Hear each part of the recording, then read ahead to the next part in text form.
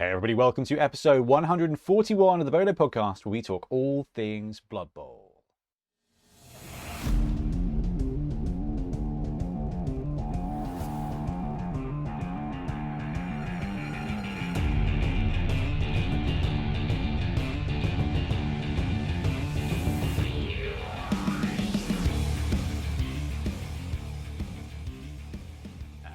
Jingle. Welcome back. I'm Ben, and once again I'm joined by Blood Tithe Ben. BT, how are you doing?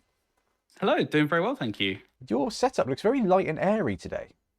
Yeah, I've got this light coming in through this side, which is very odd. But yeah, no. Considering I've got both blinds pretty much closed. That's good. I'm gonna offend you because I know you're one of those hipster Huawei guys, but it looks very Apple. Your setup today. It does. Yeah. Yeah, very clinical and clean. I've got the cameras. You can't see the mess in the corner. It's good. Yeah, I'll leave it like it. I like that. Now, for a man who definitely has no mess in any corners, just lights, it's Ian Triple Power Triplo Trips. How are you today? Very well, thank you, bro.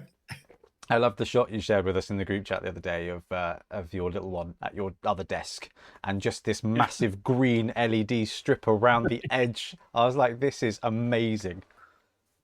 Yeah, there's never enough LEDs, and I fully recommend everything having an LED on. I need you to get out of my office. Oh. It's so, like Ben said, it's clinical and white here. It's really boring. You need a nice big one on the wall behind you. Yeah, I'll fix this blind and then put some lights in. This is very temporary. I like it. I like it. I think this it looks good when it's up, but when it's down, they look awful. I really don't like them, and it doesn't really fit behind this hobby zone thing either. I'm always knocking paints off of this. It needs to change. It's just so different to like the hunched over dungeon that you paint in on stream. You know, that different vibe of like. I paint here on stream. I know. The last time I watched it, just seemed less like you're about to load a bunch of guns in the Matrix. Do you know what the sad thing is? That is now a 25-year-old reference. I know. That's awful, isn't it? Some of the people in my team don't get these references now at work, and I'm like, oh no, oh fellow kids, what are we gonna do? But anyway, other than me being old now, Ben, what are we talking about on this episode? We're going to be going over the May FAQ, which came out a couple of days ago.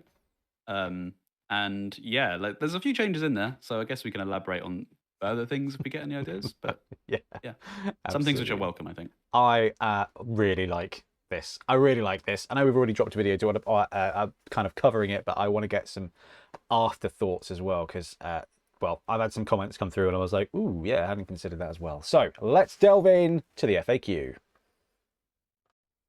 Okay, let's rock and roll. So over on the Warhammer community, underneath about 17 terrible articles for Age of Sigmar 4, we have got the Blood Bowl FAQ, Bombers, Bloodlust, and Blocking. Although, Trips, did you see the little mini tarantula gun things for Necromunda? I very much did see those and was like, yep, quite like those. Quite like they're those. Amazing. This is wicked. But they're like auto platforms, so they are doing such a good job. Ben, I mentioned this the other day. Like, there's like this little nostalgia trend.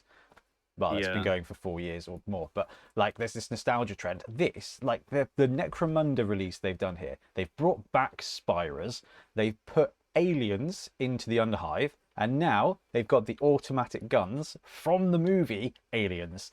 And I don't think I've ever been so excited about a non-Blood Bowl product, except for when they released Epic again, and then, well, yes. There we go.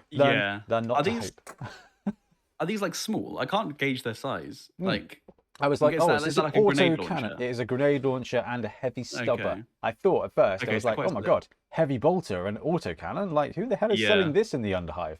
But no, those are just, what would they be? I suppose the heavy stubber is a heavy weapon. I might have moved to assault. Yeah, but it's handheld, so it's like they're small. They're smallish, but they're really cool. You don't need they've done really some awesome before that go on like little ATV treads, which are really cool. So they're probably a little bit bigger than that, but they look like definitely the kind of thing you go, there is a corridor.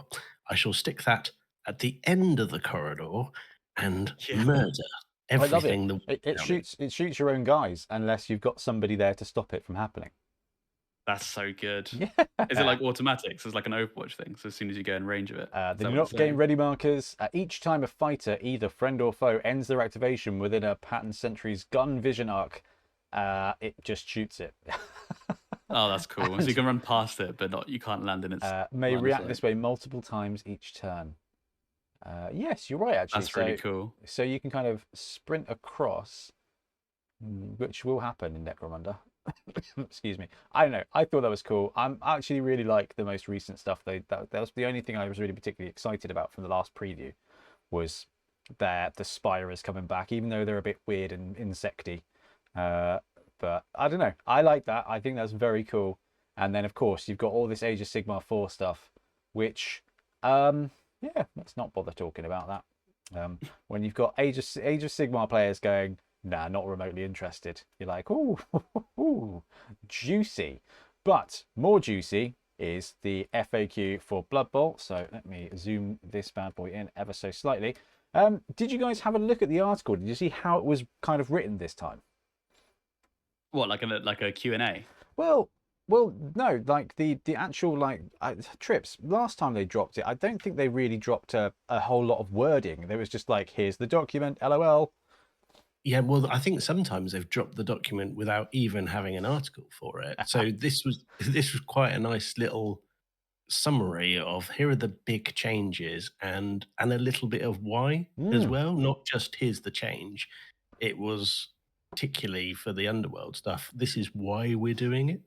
I can't tell you how much I love this. Like I'm sure we mentioned on a podcast before, but like something I really value from games is design ethos. Yes. So like exactly what you said, just like why we're making this change and justifying it, because Games Workshop don't really do that. I think this is one of the first times we've seen a designer named and giving a reason why they're making that. Maybe it's definitely not the first time, but it's I don't know. one I of the think ones that's I think the prominently only time I can in my think opinion. of was when James Workshop apologized for getting Votan so cripplingly wrong when they dropped them in 40k. Yeah, that's true. And that was more, Yeah. we got them wrong, so everything's getting nerfed. I don't think that the Underworld deserves Jay to do a video apologizing for how bad they are just because they're good in this edition. But I'm with you, man. I love this. I was not expecting this because Trips, like you said, and I don't know whether it's because they don't normally do an article or whether it's just because people see it in the PDF downloads before they've even bothered writing an article. That's how it always seems to come. You always be like, oh, someone in the Discord has found this document that's the FAQ. Go, go, go, go, go. Yeah, this is wicked. And like you guys said, this was dropped earlier than expected as well. Only by a couple of days because we put the podcast in and we're kind of like, hopefully the FAQ will be out. And it is. So I think we'll talk through a couple of the headlines and then we'll go through the minutiae and see what you guys think. So Underworld denizens, like Ben said, there's a bit of a thing here. So over the past few months, we've been keeping a close eye on the state of Blood Bowl, looking at the tournament results, win percentages, and the questions sent to our FAQ inbox. We've answered some of the more burning questions, as well as taking the opportunity to rebalance the game in a few ways, a process we explain here. So this is from Jay, the lead writer for Blood Bowl. Probably the only writer. Don't know how Games Workshop works. So, Underworld denizens, it's fair to say that Underworld have been dominating for some time now, and we've opted to rebalance them slightly and bring them in line with the rest of the teams. As a result, we've removed the swarming trait from the Underworld Snotlings, meaning they can no longer flood the pitch and overwhelm their opponents. Decisions like this are never taken lightly, and we are confident that this change will help rein in the Underworld denizens team slightly, while still allowing them to compete. So the big first one, Underworld Snotlings don't have swarming. Now, this is not the first adjustment they've made to Underworld. We saw Hackflem get a price increase. We saw Underworld get a tier increase. But I think this is the first. I think Megastars also kind of hurt them. Like, Yeah. just the Megastar thing was kind of quite targeted. Yeah. Yeah, just basically, if you're running Hackflem, no. So the additional factor here of adjusting Snotlings for this team, what are your thoughts, guys? Oh, perfect. I wanted this. This is like, I think it's the easiest change to make without kind of ruining the team, because like removing models is annoying because people have them. and like you can't just say like no more snotlings. And I think they also do work quite well in the underworld team. I think swarming's just the. Have we lost Ben? No, I'm right here. Oh yeah, I was going through. you're completely frozen. On the video, we had some people put some comments when I did the FAQ video, okay. and I was like, right, I want to make sure that I bring up any comments that I think we're not going to cover. So sorry, no, I just For such a long time, I thought just like it's fine. He's just checking something, and then it was just like he has not moved. Creepy. That's a But good anyway, one. as I was That's a saying, good skill to save for work calls now, isn't it? Yeah. Although just- everybody I know knows that I've upgraded the internet to actually internet now.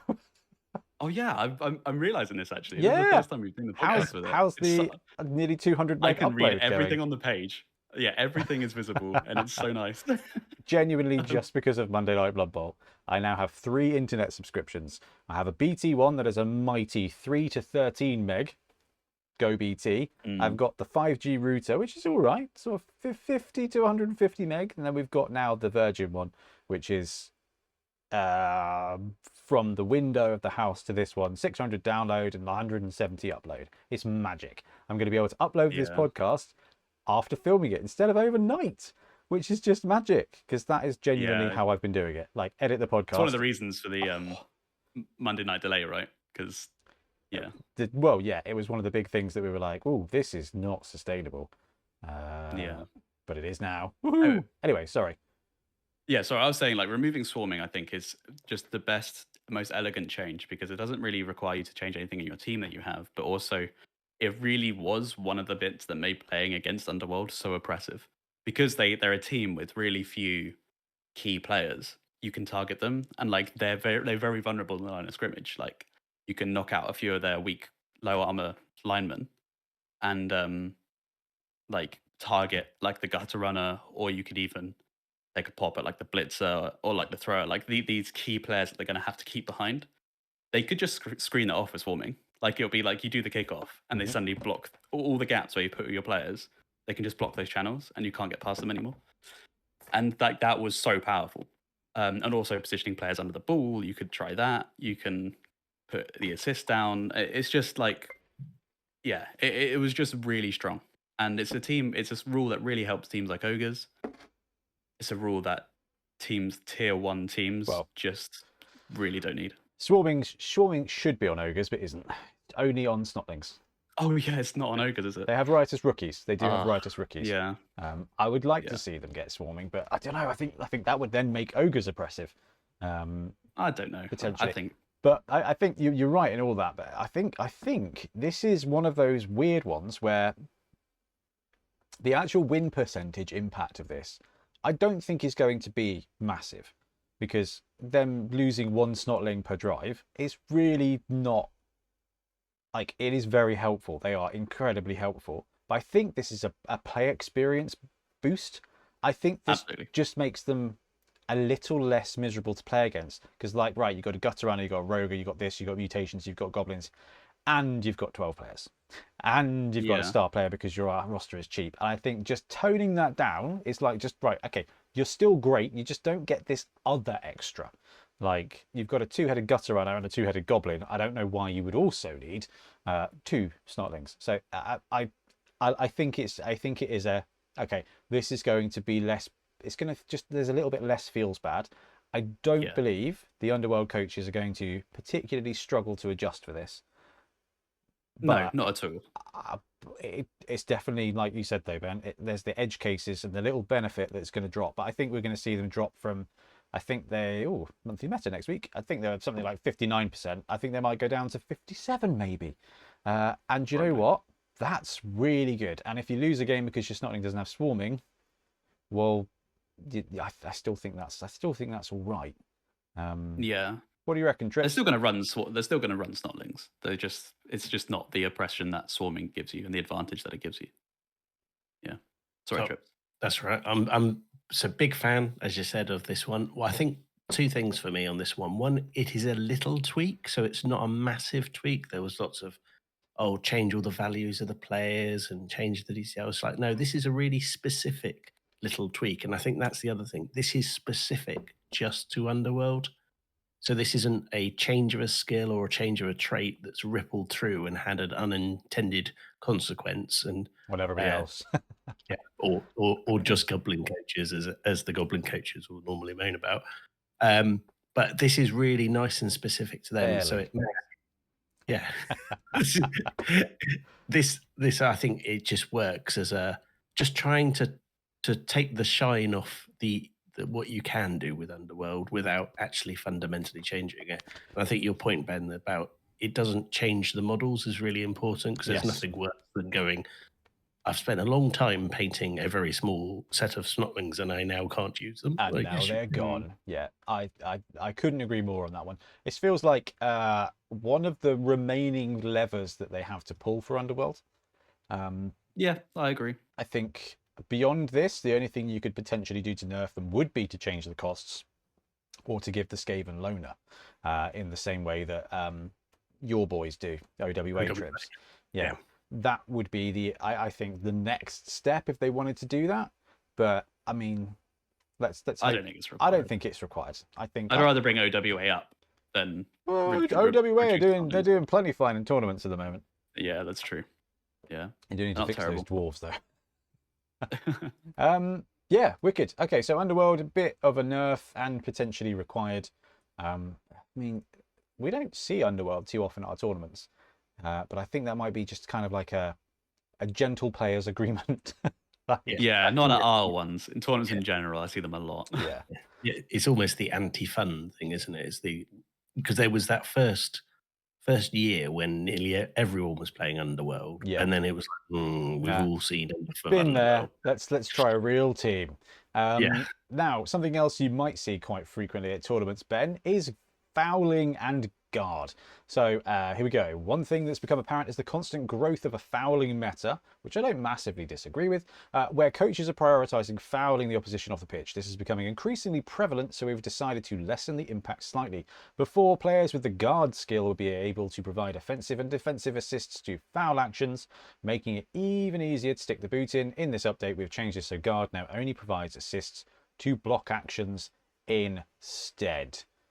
I've seen some great comments about this. This is what I was looking at, where a lot of people are like, this is just probably how it should have been at the beginning. Yeah, I agree. Which I get. But what I will say is there's a couple of really good points. Is that this is going to hurt some teams more than others. So, I mean, if I said to you guys, who's a guard spam team, who would you go with? What teams would you go with being the guard spam teams? Orcs. Dwarfs. Dwarfs. Yeah, humans. Yeah. The teams that don't massively need it, or the teams whose style is not fouling so much, although Chorfs have got the hobgoblins, and that is kind of a regular thing. Unintended victim of this one, Black Orcs and Gnomes. Yeah, so when someone was like, yeah, Black Orcs are going to suffer this, I was like, oh, yeah, they are a bit. But one great comment from Dr. Chuck. Nice to see Gnomes get a huge nerf to their guard fouling game. They totally deserved it. To which I did reply, oh no, someone was like, who do those Gnomes think they are? First, they come from the Master Chefs. Second, they foul with guard, left, right, and centre. It's time to bring them to heel. And I said, well, they were banned at tournaments before the rules were even fully out, remember? So, yeah. Such fear over stunties. But yes, guard. I think this is a player experience thing.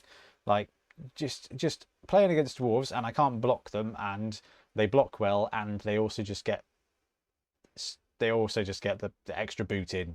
It's just quite potent. But it's interesting because we've seen over the last couple of FAQs this trend to nerf the fouling meta with the change to sneaky git, and now this one here. I mean, Ben, is this something that's going to make it less egregious? I don't think egregious is going to be less egregious, but I just think it's going to be less feels bad. Like you say before, with the swarming, it's the play experience. Like, guard is already such a good skill, and to help make it do like two really, really important things is just a lot. And it's those teams that are spamming guard are already quite hard to play against. And especially if you're like new or less experience, it can be really punishing. So I think it's a really minor thing that's just going to improve the play experience a tiny amount. But I think we're still going to see fouling all the time. Like it's still going to happen. You're still going to have dirty players on like Underworld and Skaven or whatever, and maybe not Skaven, but you're still going to have like dirty players. You're still going to have sneaky gits. They're still going to run around fouling. It's a really important part of the game. It's just a little bit less super scaly than it used to be with Guard. Egregious. Yeah, you might get. I don't know if egregious as opposed to 5+ foul. I was thinking of Prevalent. I was thinking of that. Oh no. Yeah, I love egregious. Egregious is a great word. Outstandingly bad. The only downside of this, I think, is an edge case, and I do think it falls into the stunty teams, and not just from a gnome point of view, but your trees kind of get guard. Your trolls, the only good skill for a troll, if you can't be bothered to wait 4 years to get block, is guard. Like, that's okay, fine. Some of you want to strong arm it, but guard is the skill that gets used, especially on a stunty team, on a snotling team, because you're like, ooh, trolls with guard, dirty player, pump wagon. Here we go, pile driver, make the block, have a foul, get a bit of an extra thing from the extra guard there on trolls. But I don't think that's going to be a massive thing. And the only team that's really struggling from a stunty point of view is goblins. And quite frankly, they've got a chainsaw that gets to do stuff. And yes, there's going to be a little bit, like every now and again, you're going to be fouling a guy next to your guard troll, and it's going to be 1 pip harder. I think that's it's not that much of a difference. Yeah. When you turn the tables, and during that game, your dwarf team with 4 guard players, your orc team with 4 guard players are just getting +2, +3 to put the boot in, on top of the fact that they are now strength 89 with all that guard. I think is a reasonable trade-off. Now, when it comes to goblins, they have fixed what I believe to be the primordial typo of this edition. Goblin Bombers, one of the smaller changes to Goblin Bombers who have gained access to passing skills on primary rather than secondary. This brings them in line with the likes of Snotling Fungus Flingers and makes them more adept at chucking their iconic bombs. Goblin coaches rejoice. I maintain this was a typo. 100%. There is no way. There's no way. And it's taken so long to fix it. That's the only thing with this. You do think, why did this not happen a year ago? Particularly when they changed throwing the bomb, you could have at least netted off. Okay, we're going to make it harder and worse to throw a bomb, but at least you can skill up. I don't know, but I do like it. So this actually does give it a little bit more juice to a goblin.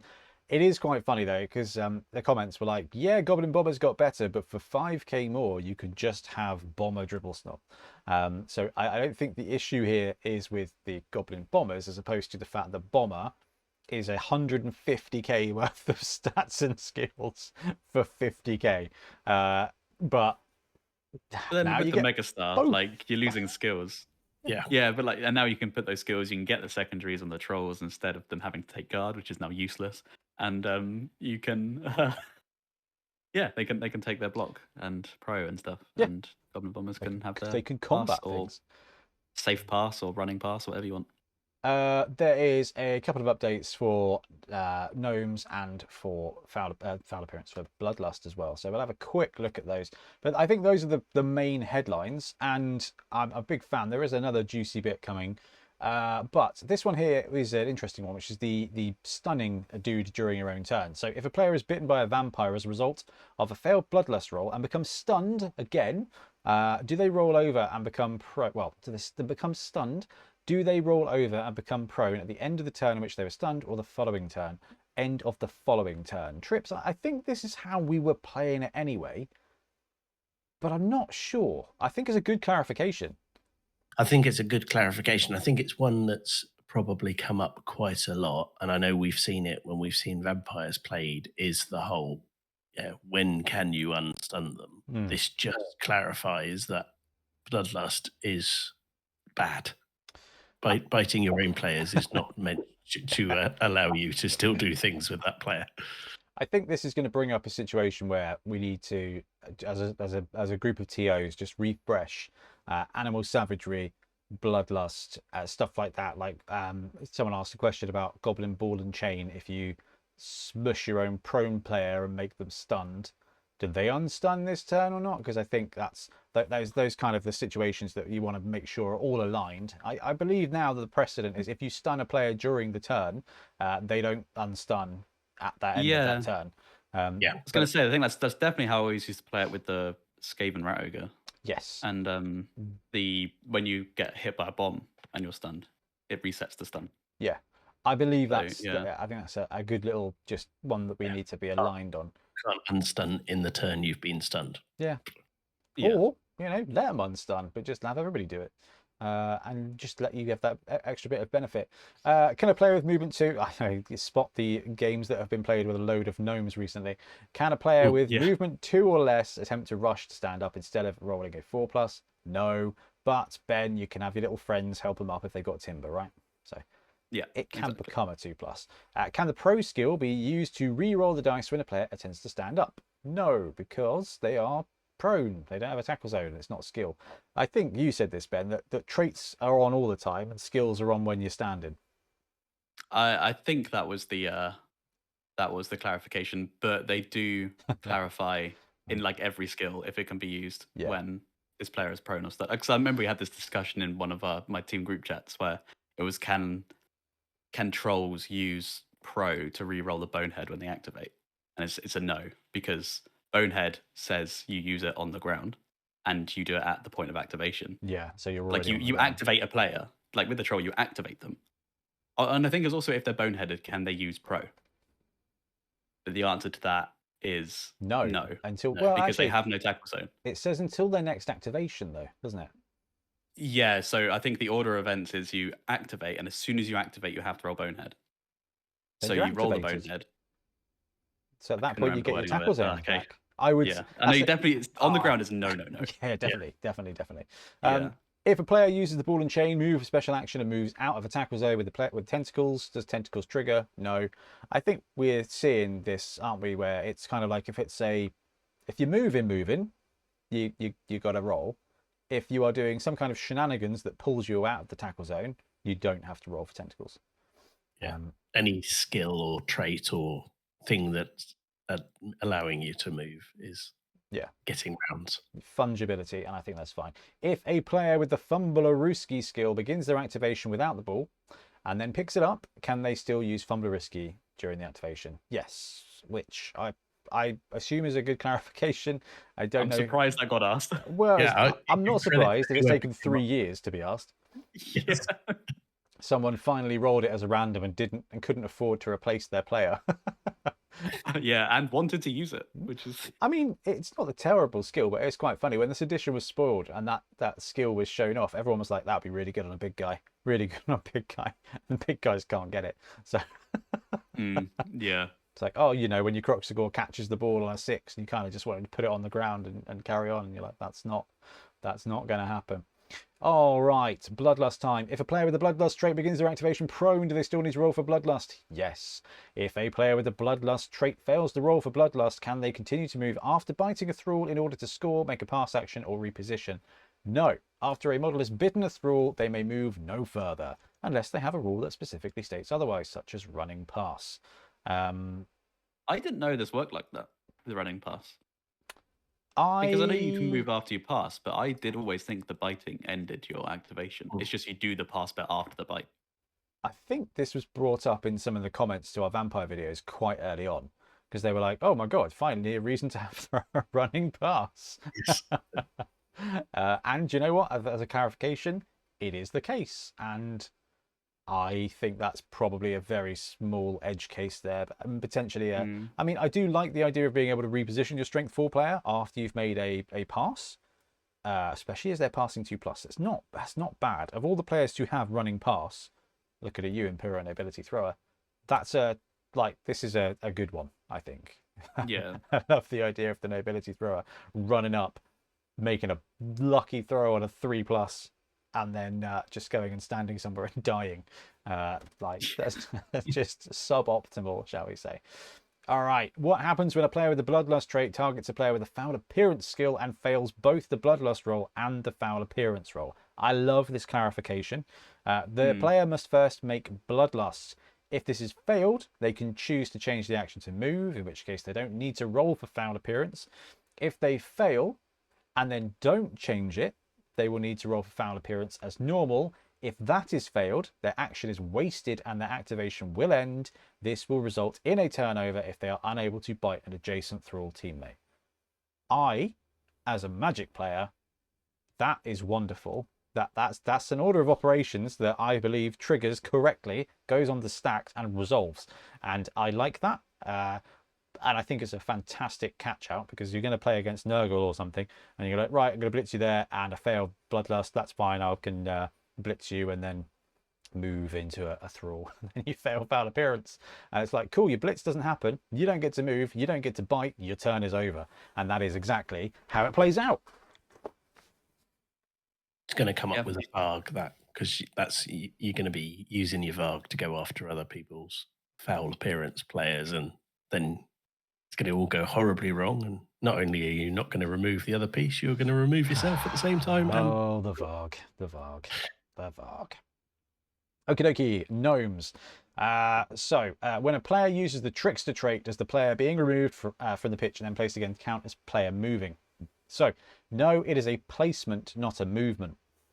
As such, any rules that interact with the player moving, such as shadowing or tentacles, like we just kind of talked about with ball and chain, do not come into effect. And leading on to that, if a player uses the Trickster trait and places themselves in a square containing the ball, do they attempt to pick it up? No, it is a placement, not a movement. As such, the ball will immediately bounce in the same manner as if the player had been pushed back. I am almost certain that is exactly how we played it out, exactly kind of how we thought that would work. Because it's just fancy sidestep, isn't it? Yeah, exactly. And sidestep does that. Cool. That is how we played it out, but I can bet you that as some gnome coach somewhere has tried to pick up the ball with the Trickster, and therefore everyone's gone, that needs to be clarified. Yeah, I bet they're the same gnome players that have been like, well, Master Chef is 100k for me. Yes. We're not big into judgment, but that is one that I think disgraceful.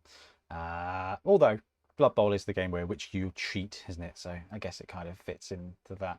But you shouldn't be playing gnomes. You should be playing goblins. Guard. We talked about guard. Yeah, Ben. Halfling Master Chef. As per the article that came out before the team was even released and that everybody was able to read for free on the Games Workshop website, Halflings are the only team that gets Halfling Master Chef for 100k now. So yeah, I think that makes sense. Yeah, definitely. Right, Bomber gets passing. Oh, sorry, I did want to clarify, just because eating my mind is, before people write angry comments about the troll pro thing before, of course they can use pro on a Bonehead, because that's the whole reason you take pro. So, yes. Well, I would say, however, and I didn't want to jump in earlier, Ben, but trolls have really stupid, not Bonehead. Oh, yeah, okay. Well, okay. Even angrier comments can now subside. Yeah, you know what I mean. We talked about Underworld changes to Snotlings. We talked about Bomber changes. And then I think there's only one more piece, which I think is a solid one, which is Cindy Pie Whistle joining the list of megastars. We knew that was coming, right, guys? Yeah, I'm surprised it took this long again. I thought we'd see this as like a really quick, just... I think by the way, Cindy only kind of came out in like not too long before the November FAQ. So I feel like... Really? Yeah, I don't think we get that much stuff for... No, she was way before then. Well, the model may have been previewed way before then. Really? Because I feel like... Cindy Pie Whistle. We had her Beachhead last year, I'm sure. Yeah, I think we thought it was this time last year it was going to happen. So. Oh, maybe you're right then. Yeah.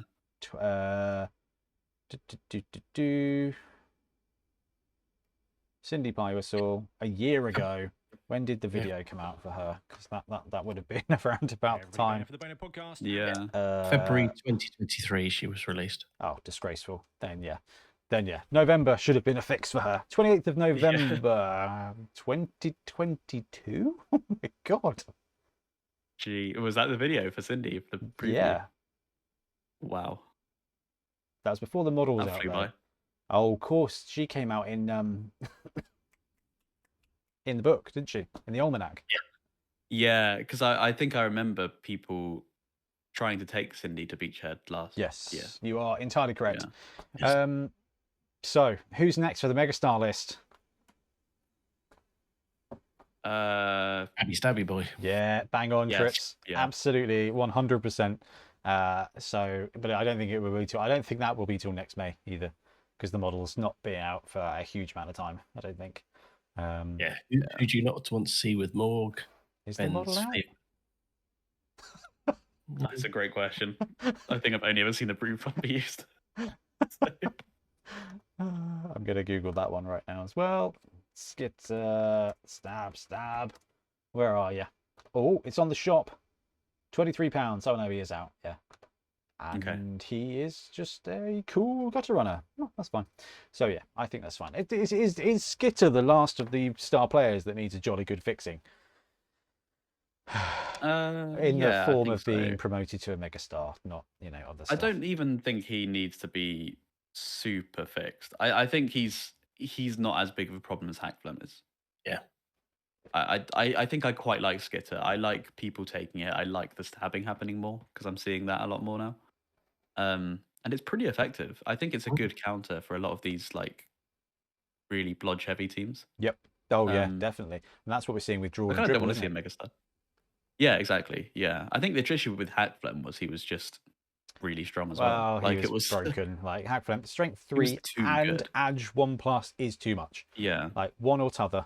Like if you're gonna have a high speed threat, then he's got to be a vulnerable strength 2 piece. Yeah, exactly. I think that's definitely the trade off, because when I ran him tournaments with Snotlings and stuff, he was my primary blitzer with movement 9 and Edge 1++. Like he was just punching stuff wherever I wanted him to punch things. Dodging into tackle zones to do it. And, what tackle zones? Like yeah, exactly. Yeah. It was like a tiny John Wick with a tail. There was no stopping him. It was wicked. He's good. Okay, cool. So that is everything for the FAQ. And I mean, straight up, I've seen some really positive comments from this. I don't think there's a huge amount.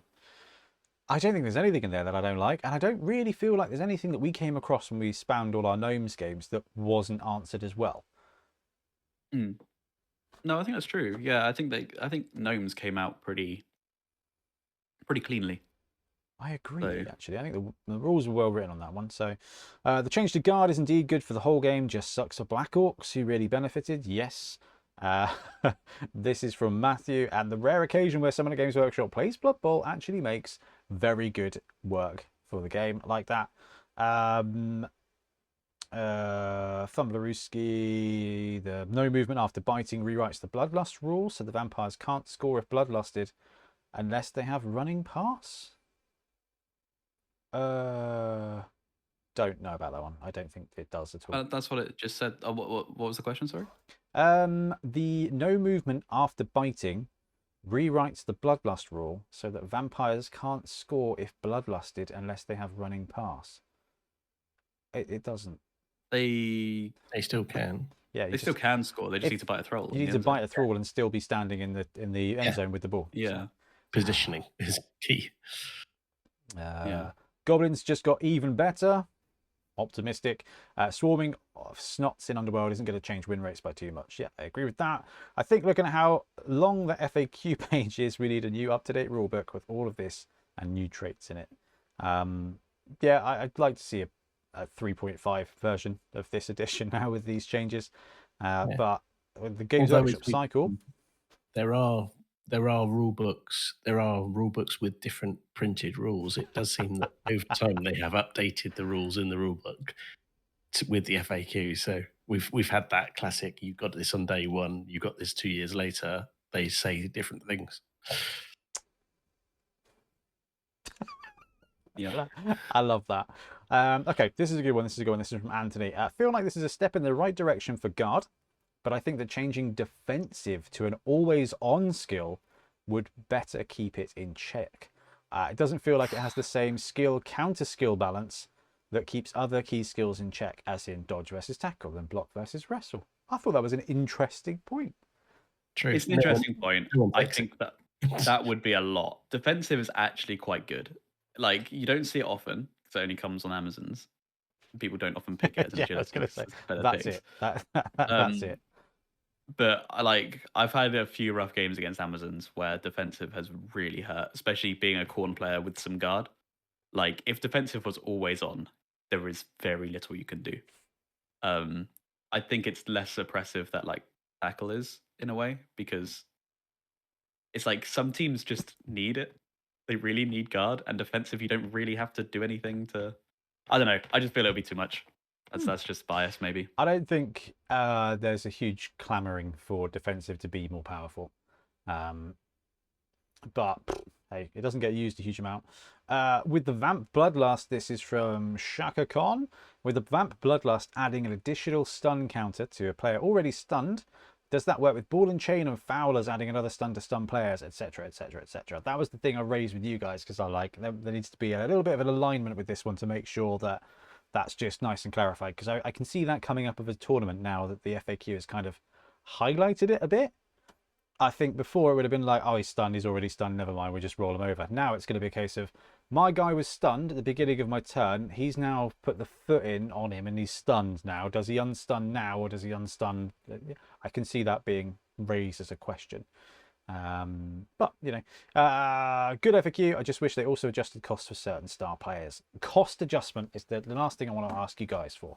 BT, we've talked about this before. We got very excited and we're like, what we'd like to see is every year them do like little cost adjustments for the teams and rebalance so it's different and fresh and balanced and things like that.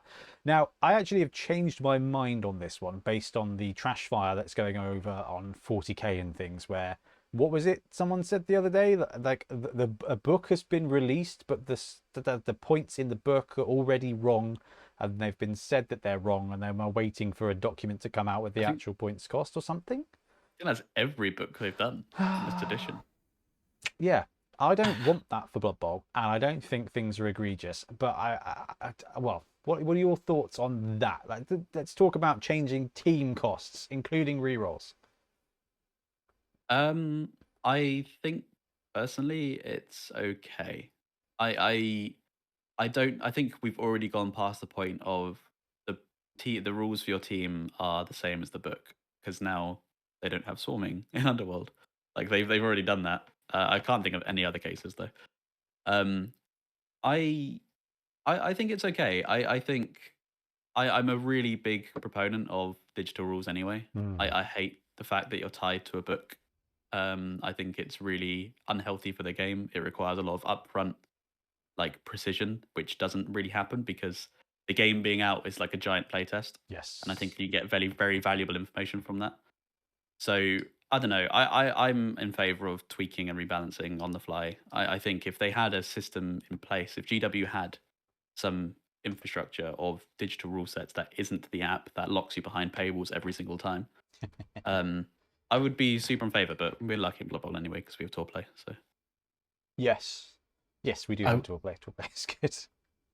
I agree, but there's a practicality for disagreeing that because Blood Bowl is a very strong tournament-based game, you will always get into the when does the FAQ apply?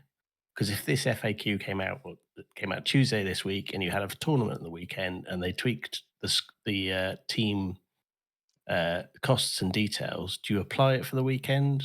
Do you not apply it for the weekend? No matter what you do, at least two people will be wound up at the tournament because someone will go, that should have been a 55,000 cost as opposed to a 50, and the other person will be like, well, it's taken me 6 months to get ready for this tournament. Don't nerf my team 2 days before the tournament. Yeah, that is fair. That is fair. But I think a good consensus is just when the rules pack is out, that's the rules you're using. I think that's usually a pretty good idea of doing it because then it doesn't change. Yeah, there's a lock-in date. We've talked about that before.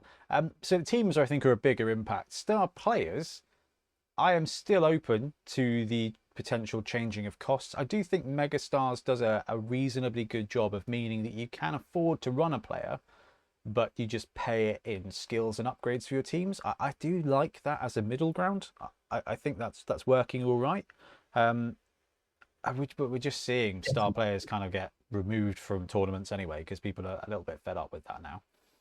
Yeah, I think the Megastars definitely works because it doesn't exclude you're going, I really want to run Morg, and it's like, well, you can really run Morg, but there is a penalty That's fee it. that you have to pay. Yeah. Yeah, which I do massively approve of. It reminds me of our first beachhead trips where you and I played. You had Griff, but you didn't have a huge amount else. Like Griffin human lineman. and it was a 3-2 game. It was a close game. It was a good game. And that kind of that feels right. So yeah, I think overall, really good FAQ. Anything out there you think, Ben, from playing in tournaments and trips, from running them, you think is still kind of in the wind, that needs to be nailed down or tweaked or smoothed or anything? I'm not sure, other than just, some refreshment, which would be quite nice in aspects which we've gone on many times, like passing.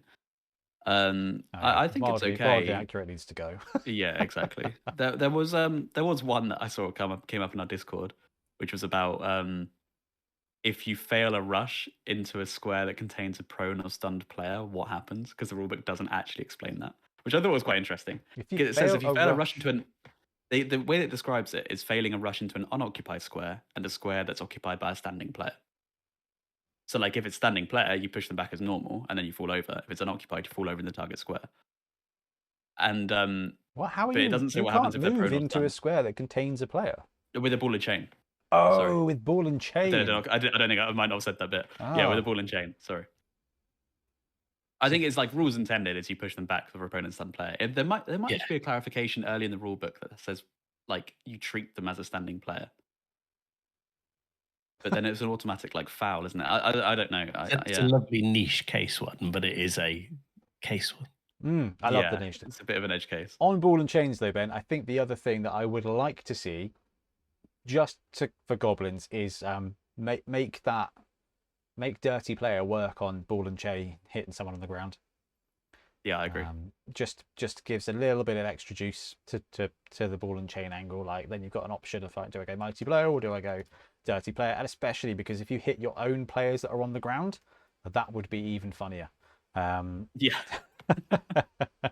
I think I'd like to see that work, but I mean, otherwise, I think the game's in pretty good nick, and I am super excited to get playing on Spider. You need to go to get playing with League.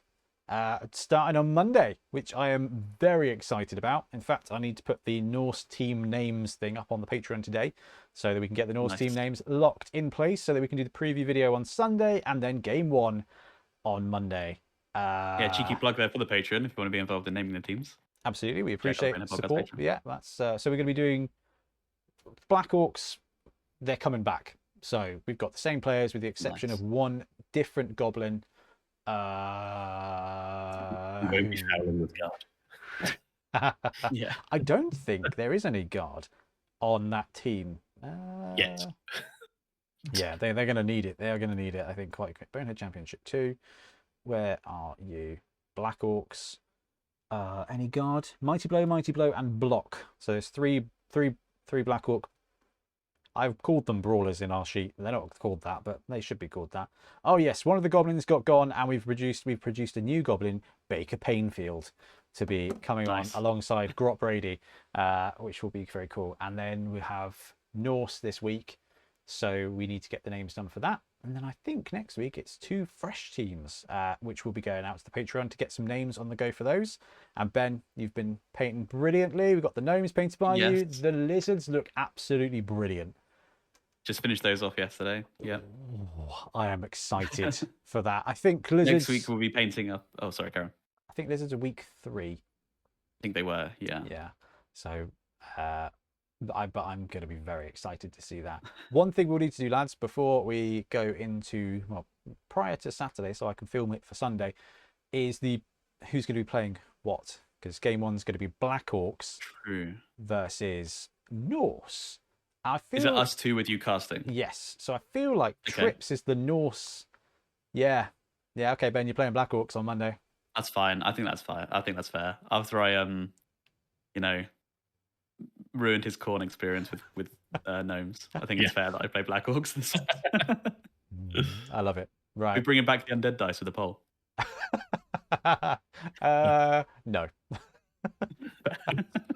It was funny. Craig and Ian came around. We played a couple of games the other day, and Ian was like, "Ooh, should you be?" Ian Warhammer was like, "Should the undead dice be like? Should we be allowed to use them?" Craig was like, "Why?" Ian was like, "Well, someone did a stats breakdown of all the live streams where on. They like roll sixes on like a 20% success rate." Yeah. He was like, "Oh, I'll have them then," and proceeded to immediately roll 2 1s, which I thought was incredibly satisfying. Perfect. But guys, any more for today's pod? Just quick thing. I will be streaming one of the newer teams, one of the other teams that we're painting up for the championship next week. Yes. So check that out. Ah, fantastic. And a massive thank you to everyone who supports us in any way, shape or form, whether you are a Patreon, a YouTube member, you just like and subscribe and do all the clicky kind of stuff, or whether you support us by coming to our events or getting stuff from the shop, which is going to be switched on soon-ish in full glory with more people helping. So I'm very excited for that because I think that's going to go really, really, really well. But yeah, thank you very much. And we're going to wrap up. So we'll be back soon with more Blubber content. Happy blocking. Thanks so much for watching. We really appreciate your support. If you want to support the channel even further, please like and subscribe. It really does help us out. Or come join us on YouTube members or in Patreon, where you can get exclusive access to some content, some loot, early access to basically everything we do, as well as regular competitions. Or you can pick up some Bonehead Podcast loot either on our website at boneheadpodcast.com. We've got the Dungeon Bowl things, we've got tokens and stuff like that, or on our Spreadshirt site as well. Everything you do just helps us make more content and hopefully do it of better quality. Anyway, thank you very much for watching. Happy blocking.